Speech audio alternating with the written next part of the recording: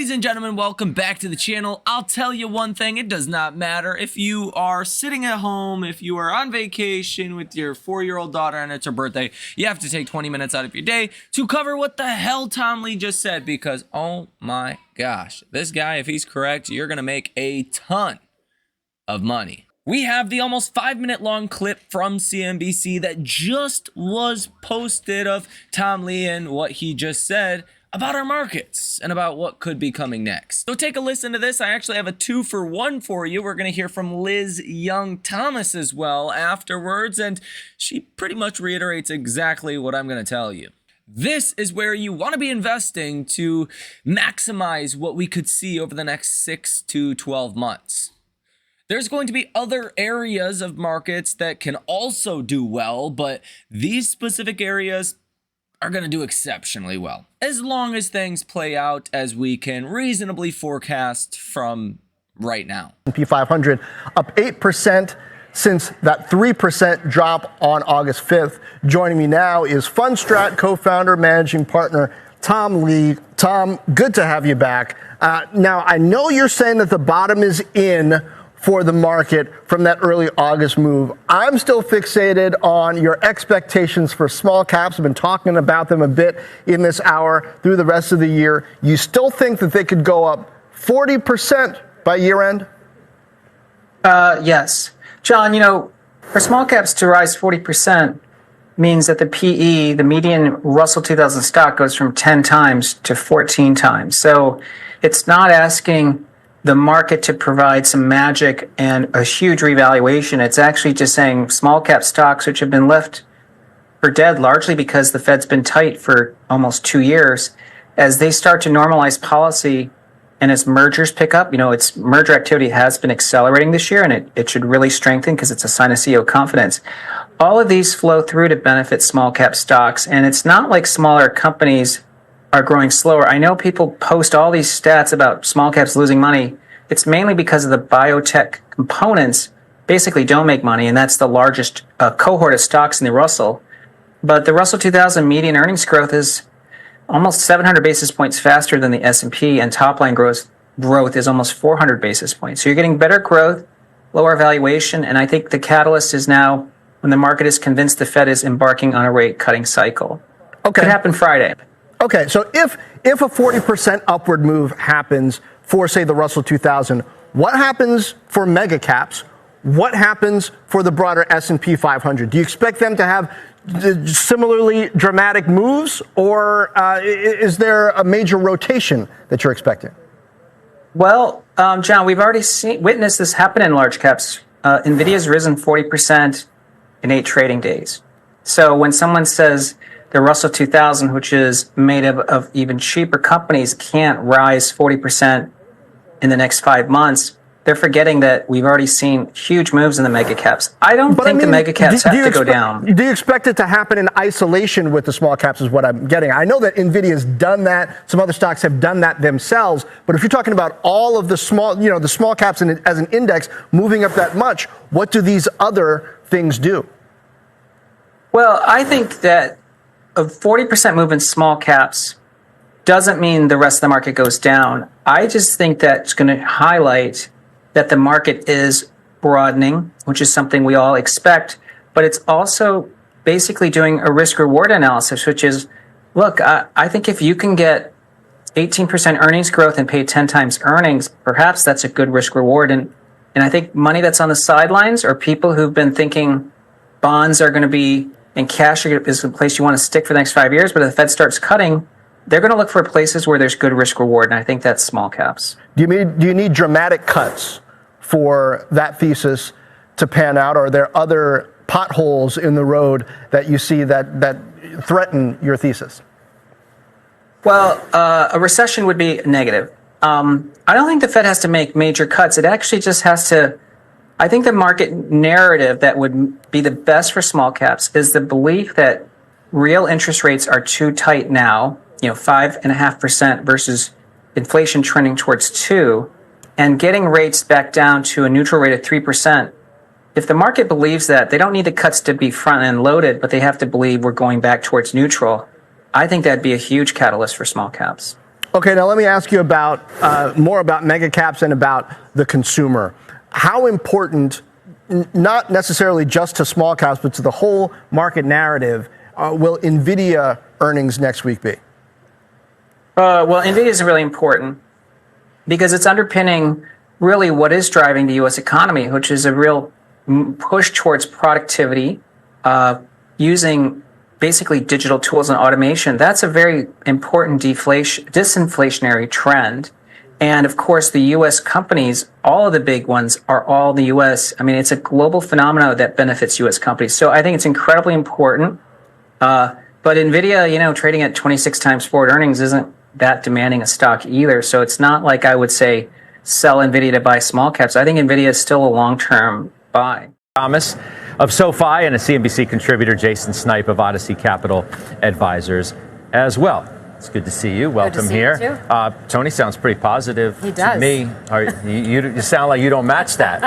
I know that laugh. The data right now suggests that positivity is warranted. Yeah. I think what we learned a couple weeks ago is that the market is not bulletproof, and it makes sense to broaden out your portfolio if it's not broad enough. And I say that for a couple of reasons. Number one, the tech trade has lost a little bit of momentum. I mean, it's bounced back quite a bit. We're almost back at the highs on the S&P, obviously driven by a lot of that mega cap group. So it's bounced back a decent amount, but we do still know that those are the easiest names to sell when people get scared. So you want to make sure that you're still exposed to other things in risk assets and some of the sectors that typically do well when the environment shifts. And we know that the environment is likely to shift come September and November with the Fed. I'll play your analogy. Yes, it maybe proved that it wasn't bulletproof, but what if it has a bulletproof vest? And what if that is this still good economy, still good earnings, still hanging in consumer, and rate cuts that we haven't even had yet? So rate cuts are not typically something that the market celebrates throughout the cutting cycle. We might celebrate it as they're approaching and then in the beginning of it, but then as they continue, if the data slows down to a point that people start to get nervous, and I think we've seen that markets have gotten nervous when data comes in cooler than we expect now, which is a tone shift. If the data slows down more than markets expect during a cutting cycle, the cuts start to get interpreted as reactionary rather than proactive. Unless they're just normalizing, right? Absolutely. You're making a point that, if they've cut prior, throughout history, they've done it because the economy has needed that level of cuts. And the more they've cut is because the economy's been weaker and weaker and weaker. Right. It might be different this time, dare I say. It very well may be. And a lot about this cycle has surprised me, and I've gotten a decent amount of it wrong. So I am open to being wrong again. But what we have to remember is that as the Fed is cutting into a weakening economy, it can get dicey. And it is tough for the market to digest that and interpret why the cuts are coming. And right now, we're so sensitive, not just to when they might start cutting. I think we've gotten comfortable with it begins in September, but the size of the cuts. I'm on the side that I don't think 50 basis points is that big of a deal, because they raised on the other side when we were coming into this, they raised by 75 basis points 3 times in a row.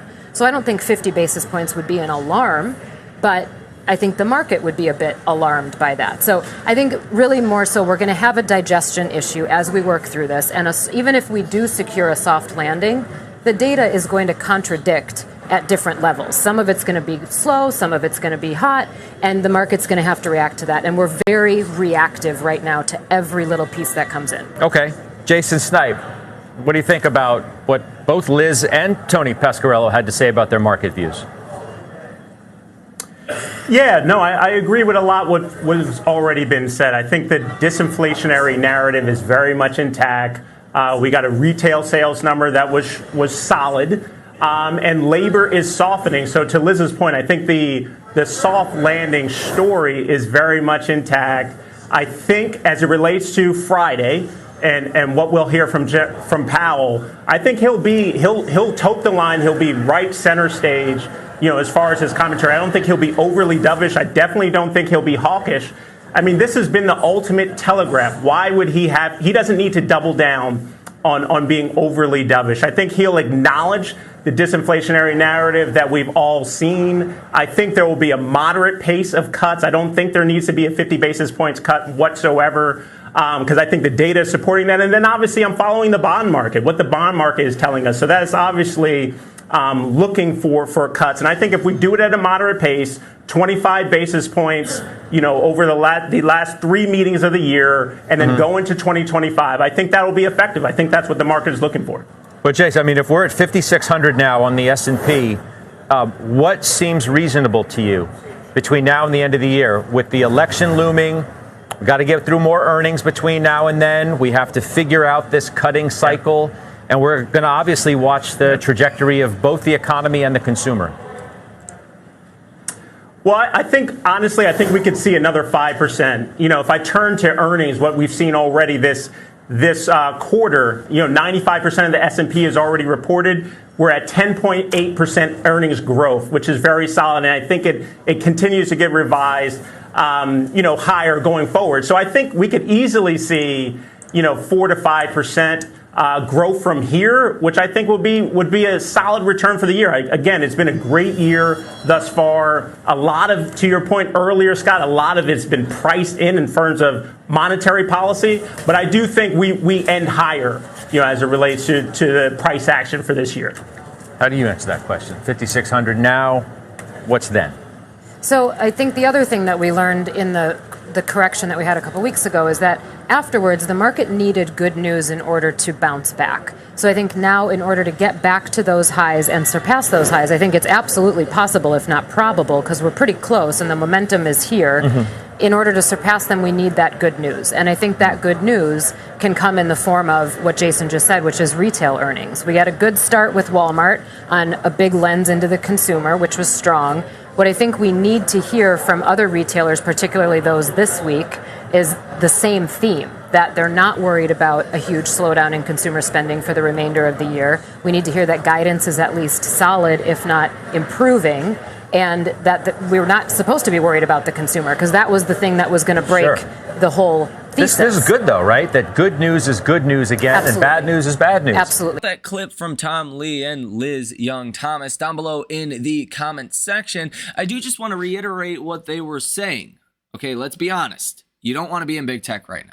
Okay, I'm just going to give you kind of the inside scoop without giving you the inside scoop, because I'm not in the inside. I'm not Citadel. I'm not Warren Buffett. I'm not these other individuals that may have an inside scoop. Okay, but let's just be honest. Big tech is not where you want to be when the Fed is cutting rates. If the economy holds up and we do not go into a recession, if these specific soft landing patterns do start to actually materialize, we have to acknowledge this.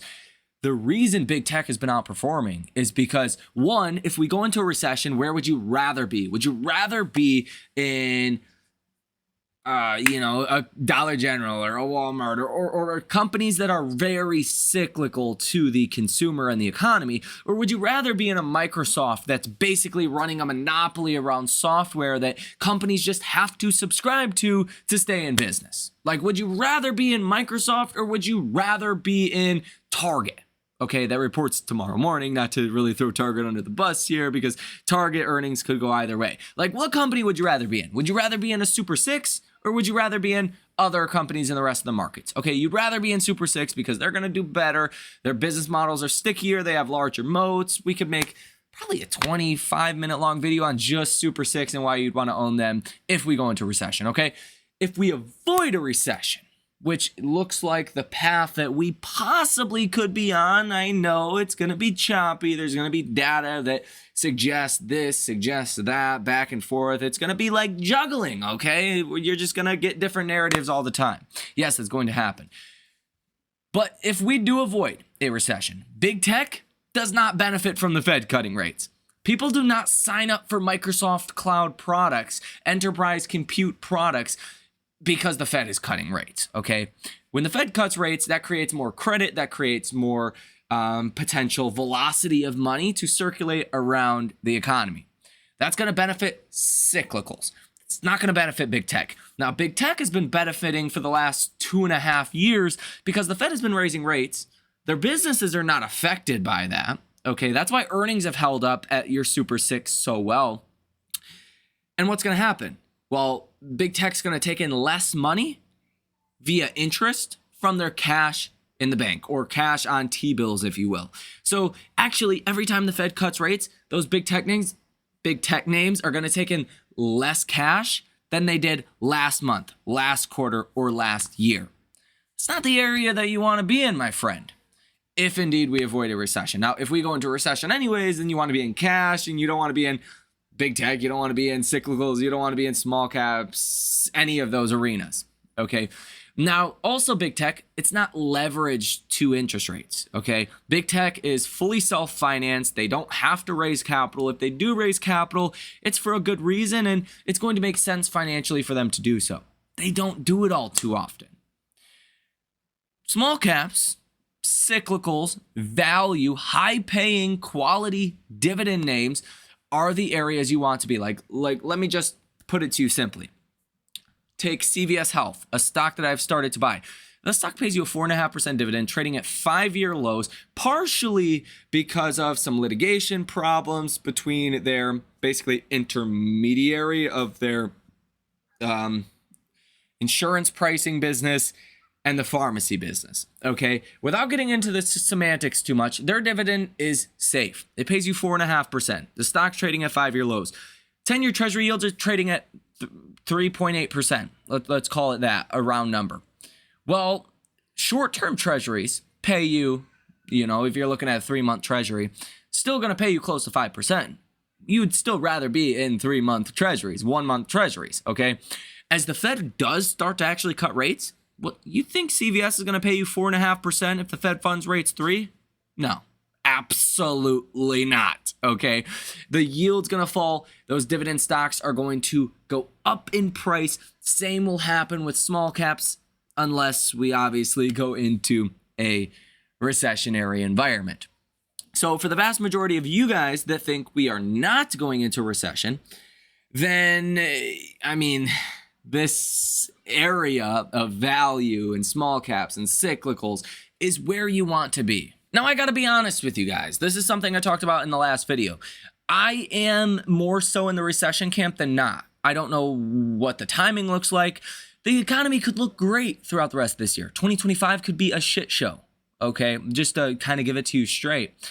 Or the rest of this year could start to look even worse, and 2025 could be better. Now, yes, I know it's about the velocity, okay?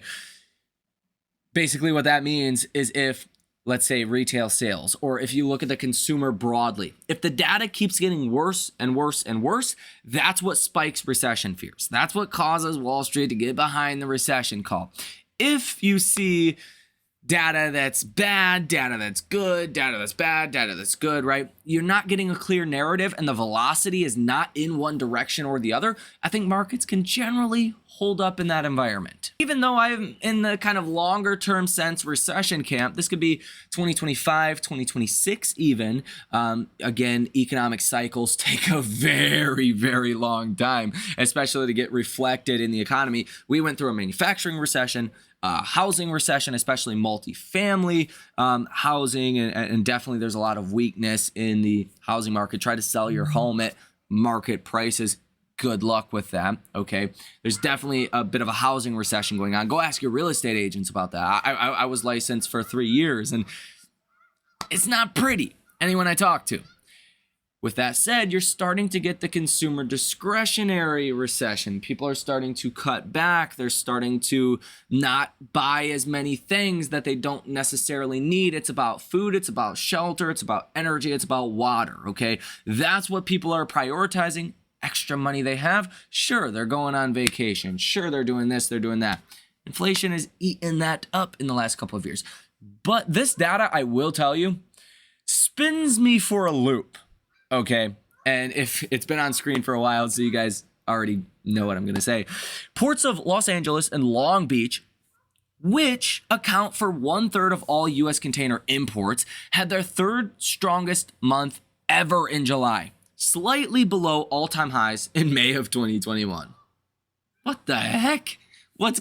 How? Okay, if we are destined to go into a recession, that's not what you would expect to see. It's not, okay? That is very anti-recessionary data. It really throws me for a loop. You know, if you were bearish yesterday, you should still be bearish. If you were bullish yesterday, you should still be bullish. But this data just really makes you question just how bad are things going to get, okay? If you're still seeing the ports of Los Angeles and Long Beach that are basically at their all-time highs, it's hard to make a super bearish argument around that data. And I think this data does fit precisely with Tom Lee's perspective and Liz Young Thomas's perspective. Again, something I've been saying for weeks now, if we do avoid a recession, even in the near term, in the entirety of this cycle in the economy, you want to be in value, dividends, cyclicals, small caps. That's where you want to be. It's not big tech. Trust me. I'm not a financial advisor, not a financial planner. Do not listen to me. Do not trust me. But trust me, you do not want to be in big tech because small caps are growing faster. Cyclicals are going to provide a much better risk to reward, and small caps also provide a much better risk to reward at this point. Mega cap tech has had their time for the last couple of years. Unfortunately, I don't think they're going to continue to have their moment for the next, coming months or years. So let me know what you think about all of this information down below in the comment section. Honestly, I could go on and on and on for about 2-3 hours on this topic, but we'll go ahead and cut it off there.